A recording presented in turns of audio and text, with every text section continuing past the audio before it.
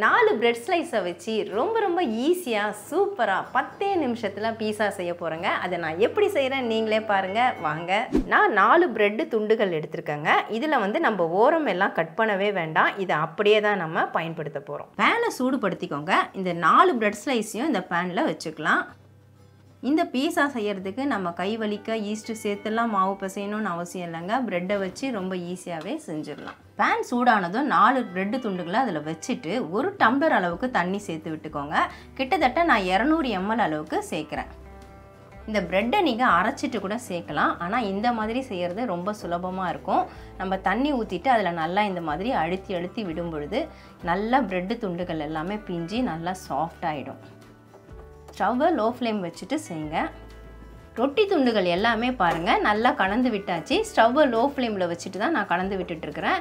இந்த சமயத்தில் 1 டீஸ்பூன் அளவுக்கு சமையல் எண்ணெய் அதை சேர்த்து விட்டுக்கோங்க. சேர்த்துட்டு நல்லா கலந்து விடுங்க. கூடவே வந்து 2 டேபிள் ஸ்பூன் அளவுக்கு ரவை அல்லனா கோதுமை மாவு, இது ரெண்டுத்தில் ஏதாவது ஒன்று நம்ம சேர்த்து விட்டுக்கணும். நான் கோதுமை மாவு தாங்க சேர்க்குறேன். எல்லாம் ஒன்று சேர்ந்து வரணும். நல்லா ஸ்டிஃபாக இருக்கிறதுக்காக தான். அப்படியே தூவி விட்ட மாதிரி சேர்த்துக்கோங்க. கோதுமை மாவு சேர்த்துட்டு அப்படியே நல்லா கலந்து விட்டுடுங்க. இந்த மாவு அப்படியே அந்த பிரெட்டு துண்டுகளோடு சேர்ந்து நல்லா திரண்டு ஒன்று சேர்ந்து வரும்.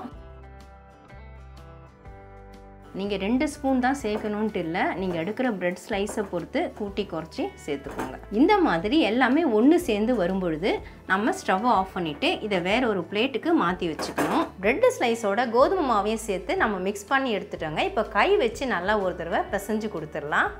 லைட்டாக எண்ணெய் தொட்டுக்கோங்க. தொட்டுட்டு நம்ம செய்ய போகிற இந்த பேனில் கொஞ்சம் ஆயில் அப்ளை பண்ணிக்கலாம். நான் ஏற்கனவே பிரெட் ஸ்லைஸ் போட்டு மிக்ஸ் பண்ண அந்த பேனையே கழுவிட்டு பயன்படுத்துகிறேன். இந்த பீஸாக்கு வந்து நான்ஸ்டிக் பேனு இந்த மாதிரி யூஸ் பண்ணுறது நமக்கு ரொம்பவே வசதியாக இருக்கும். இந்த மாதிரி ஆயில் அப்ளை பண்ணியாச்சு. இந்த ஆயில் கையோடையே வச்சு இதை நல்லா பிசைஞ்சு கொடுத்துடலாம். எவ்வளோ சாஃப்டாக இருக்குது பாருங்கள். சூடு ஆறட்டோன்னு செய்யுங்க. சூடோடு கை வச்சிடாதீங்க. நல்லா சூடு ஆறுனதுக்கப்புறம் இந்த மாதிரி ஒன்று சேர்த்து அப்படியே ஒரு பிசைஞ்சு விட்டுருங்க. இந்த மாதிரி கையில் எடுக்க வரணும். இப்போ நம்ம பேனில் ஆயில் தடவி வச்சுருக்கோம். அதில் வச்சுட்டு அப்படியே தட்டி விட்டுக்கலாம். இல்லைனா வாழை இலையில் கூட நீங்கள் தட்டிட்டு அப்படியே சேர்த்துக்கலாம். கொஞ்சம் கையில் ஒட்டிகிட்டே தான் இருக்கும். ஏன்னா நம்ம ப்ரெட்டில் செய்கிறதுனால அதை அப்படியே ஃபுல்லாக இந்த பேன் ஃபுல்லாக வரா மாதிரி தட்டி விட்டுக்கணும். கையில் லைட்டாக எண்ணெய் தொட்டுக்கிட்டு இந்த மாதிரி லைட்டாக ப்ரெஸ் பண்ணி விட்டுக்கோங்க. எல்லாம் ஒரே லெவலாக இருக்கணும். ஓரத்தில் ரொம்ப போகக்கூடாது. கரெக்டாக இந்த பேனில் அடிபாகத்தில் மட்டும் வரா மாதிரி பண்ணிக்கோங்க. இப்போ நம்ம ஸ்டவ்வில் வச்சுட்டு தான் மற்ற வேலைகளை பார்க்கணும். ஸ்டவ் ஆன் பண்ணிவிட்டு ஸ்டவ்வை சிம்மில் வச்சுடுங்க. நம்ம பேனில் ரெடி பண்ணதை இப்போ என்ன பண்ணணும், 4 ஸ்பூன் வச்சுட்டு லைட்டாக அப்படியே குத்தி விடுங்க. எதுக்காக இப்படி செய்கிறோன்னா நம்ம மேலே சேர்க்கக்கூடிய அந்த சாஸ் எல்லாமே உள்ளே இறங்கும். டேஸ்ட்டும் சூப்பராக இருக்கும். அதுக்காக தான் ஃபுல்லாகவே அங்கங்கே குத்தி விட்டுக்கோங்க. இந்த மாதிரி குத்தி விட்டதுக்கப்புறமா நம்ம வீட்டில் இருக்கக்கூடிய டொமேட்டோ கெச்சப், அதுக்கப்புறமா சில்லி சாஸ், இது ரெண்டுத்தையும் நான் ஒரு ஸ்பூன் மிக்ஸ் பண்ணி வச்சுருக்கேன். இதை மேலே அப்ளை பண்ணிக்கலாம். அப்படியே போட்டுட்டு தடவி விடுங்க.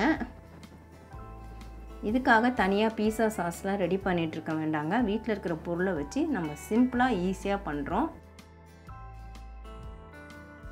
நான் மொத்தத்தையுமே சேர்த்துட்டேன். 2 டேபிள் ஸ்பூன் அளவுக்கு எடுத்துருந்தேன். இந்த மாதிரி ஃபுல்லாக அப்படியே பரப்பி விட்டுடுங்க. விட்டதுக்கப்புறமா வெங்காயத்தை நல்லா மெலிஸாக ரவுண்டாக நான் கட் பண்ணி வச்சுருக்கேன். அதை இதில் ஃபுல்லாக அப்படியே பரப்பிக்கலாம். ஸ்டவ்வை சிம்மில் வச்சுட்டு செய்யுங்க. அடுத்ததாக மெலிஸாக நான் குடமிளகாயை ரவுண்டு ஷேப்லேயும் இந்த மாதிரி நீல வாக்குலையும் கட் பண்ணி வச்சுருக்கேங்க. அதையே நம்ம பரப்பிக்கலாம். வெஜிடபிள்ஸ் வைக்கிறது வந்து உங்கள் விருப்பம் தான். எவ்வளவு தேவையோ அவ்வளோ வச்சுக்கோங்க. நான் பாதி குடைமிளகாய் பாதி வெங்காயம் அந்த மாதிரி தான் எடுத்துருக்கிறேன். ஏன்னா நம்ம 4 பிரெட் ஸ்லைஸ் தான் யூஸ் பண்ணுறோம். அதுக்காக தான். குடைமிளகாய் வச்சதுக்கப்புறமா தக்காளியும் இந்த மாதிரி மெலிஸாக கட் பண்ணிக்கோங்க. அதையும் நம்ம பரப்பி விட்டுக்கலாம். தக்காளியும் நான் பாதி தாங்க எடுத்திருக்கேன். சும்மா அங்கங்கே ஒரு பீஸ் வச்சு விட்டுடலாம். உங்களுக்கு அதிகமாக சேர்க்கறது பிடிக்கும்னா நீங்கள் அதிகமாக சேர்த்துக்கோங்க. வெஜிடபிள்ஸ் எல்லாத்தையுமே நம்ம வச்சாச்சு. இப்போ துருவி வச்ச சீஸ் அதை அப்படியே தூவி விட்டுக்கலாம். சப்போஸ் உங்ககிட்ட இந்த மாதிரி துருவி போடுற சீஸ் இல்லைனா லேயர் இருந்துச்சுன்னா அதை கட் பண்ணி கூட நீங்கள் வச்சுக்கலாம். இருக்கிற துருவன சீஸ் எல்லாத்தையுமே நான் ஃபில் பண்ணிட்டேங்க. இந்த மாதிரி ஃபுல்லாக அப்படியே பரப்பி விட்டுடுங்க. மேலே தூவுறதுக்காக நான் 4 வரமிளகாயை அரைச்சி வச்சுருக்கிறேன். இந்த மாதிரி அரைச்சி எடுத்துக்கோங்க. அதாவது சில்லி ஃப்ளக்ஸ் அதையும் தூவி விட்டுக்கலாம்.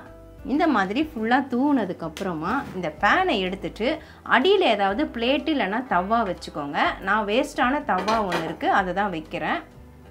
அது மேலே இந்த பேனை நம்ம வச்சுக்கலாம். ஸ்டவ்வு சிம்மில் தான் இருக்கணும். 5 நிமிஷம் மூடி போட்டு விட்டுடலாம். மூடி போட்டு விட்டு 5 நிமிஷம் ஆயிடுச்சுங்க. நான் மூடியை ஓப்பன் பண்ணிடுறேன். பாருங்கள், சூப்பராக ரெடியாக இருக்குது. இது கொஞ்சம் ஆற விட்டுட்டு நம்ம பிளேட்டுக்கு மாற்றிக்கலாம். அவ்வளவுதான் ஃப்ரெண்ட்ஸ், ப்ரெட்டை வச்சு ரொம்ப குயிக்காக நம்ம பீஸா ரெடி பண்ணிட்டோம்.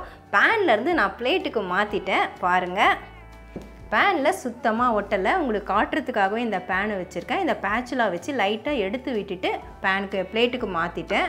கொஞ்சம் ஆற விட்டுட்டு எடுத்தோம்னா நமக்கு உடையாமல் முழுசாக கிடைக்கும். இப்போ நம்ம கட்டிங் பண்ணிக்கலாம். நான் கட்டர் வச்சு தான் கட் பண்ணுறேன்.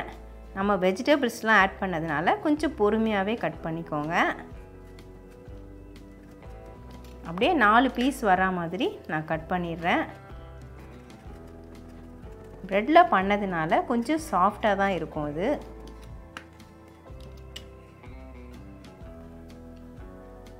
சீஸ்லாம் போட்டிருக்கிறதுனால செமையாக இருக்குது பாருங்கள் பீஸு. இந்த பீஸாவை பார்க்கும் பொழுது அப்படியே டாமினோஸில் வாங்கின பீஸா மாதிரியே இருக்குதுங்க. அவ்வளோ பர்ஃபெக்டாக அவ்வளோ அருமையாக இருக்குது. ஆனால் நம்ம ஈஸ்ட்டு போடலை, மாவு சேர்க்கலை, வெறும்னே அந்த ப்ரெட்டை வச்சு தான் நம்ம செஞ்சுருக்கோம். அவ்வளோ பர்ஃபெக்டாக அவ்வளோ அருமையாக இருக்குது. டேஸ்ட்டும் சூப்பராக இருக்குது. அவ்வளவுதான் ஃப்ரெண்ட்ஸ், நீங்களும் இதே மாதிரி ப்ரெட்டு ஸ்லைஸை வச்சு பீஸா ட்ரை பண்ணி பாருங்கள். 10 நிமிஷத்தில் சட்டுன்னு நம்ம செஞ்சிடலாம். குழந்தைங்களுக்கு செஞ்சு கொடுத்தா விரும்பி சாப்பிடுவாங்க. அவ்வளவு அருமையாக பர்ஃபெக்டாக இருக்குது. நீங்களும் ட்ரை பண்ணி பார்த்துட்டு எப்படி இருந்ததுன்னு எனக்கு கமெண்டில் சொல்லுங்கள். இதோட இந்த வீடியோவை நான் முடிச்சுக்கிறேன். மறுபடியும் இன்னொரு வீடியோவில் உங்களை சந்திக்கிறேன். Bye guys. Bye bye.